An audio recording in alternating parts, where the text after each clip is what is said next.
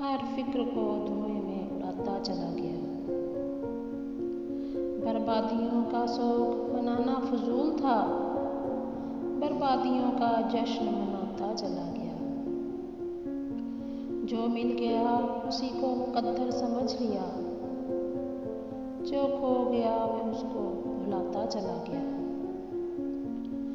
गम और खुशी में फर्क ना महसूस हो जहाँ, मैं दिल को उस मकाम पे